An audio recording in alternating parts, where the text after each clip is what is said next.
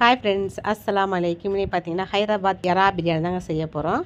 அதுக்கு பார்த்தீங்கன்னா நல்லா பாத்திரத்துக்கு காய வச்சு நல்லா கொஞ்சம் ஆயில் ஊற்றிக்கலாம். ஆயில் நல்லா ஹீட் ஆகும்போது ஒரு டேபிள் ஸ்பூன் தக்கன நெய் சேர்த்துக்கலாம்.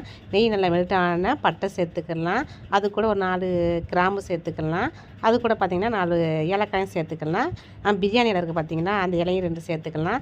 சேர்த்து நல்லா பொரிஞ்ச உடனே அந்த வெங்காயத்தை சேர்த்துக்கலாம். வெங்காயத்தை பார்த்திங்கன்னா நல்லா ப்ரௌன் கலரில் வதக்கணுங்க. நல்லா ப்ரௌன் வதக்கணும்னா இஞ்சி பூண்டு சேர்த்து அரைச்சி வச்சுருக்கேன், அதை சேர்த்துக்கலாம். சேர்த்து நல்லா மிக்ஸ் பண்ணி விட்டுட்டு நல்லா வதங்க 4 பச்சை மிளகா சேர்த்துக்கலாம்.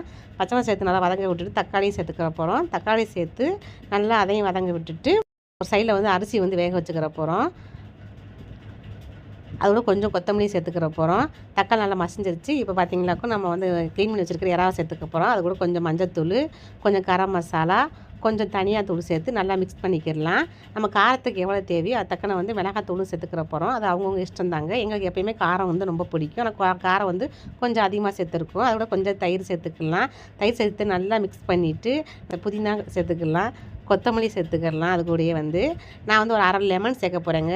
நம்ம தயிர் புளிப்புலையாக்கும். நம்ம லெமன் சேர்த்துக்கலாம். புளிப்பாக இருந்தால் லெமன் சேர்க்க தேவையில்லை. நான் லெமன் பிழிஞ்சு விட்டுக்கிறேன். சேர்த்து நல்லா சைடில் கொதிக்க விட்ட பிறகு சாப்பாடை வடித்து அதை சேர்த்துக்கலாம். சேர்த்து ஒரு 10 நிமிஷம் தம் போட்டுடலாம். தம் போட்ட மக்கள் ஹைதராபாத் எறா பிரியாணி சூப்பர் ரெடி ஆயிரும். லாஸ்ட்டாக புதினாவும் கொஞ்சம் கொத்தமல்லி சேர்த்து நெய் ஊற்றி அப்படியே தம் போட்டுடலாம். ஒரு 10 நிமிஷம் கழிச்சு பார்த்தீங்கன்னா செம்மையாக நமக்கு எறா பிரியாணி ரெடியாக இருக்குங்க. அதை லைட்டாக மிக்ஸ் பண்ணி விட்டுறலாம். நான் சேர்த்துருக்கு பார்த்தீங்கன்னாக்கும் பச்சரிசி தான் சேர்த்துருக்கேன், பிரியாணி அரிசி கிடையாது.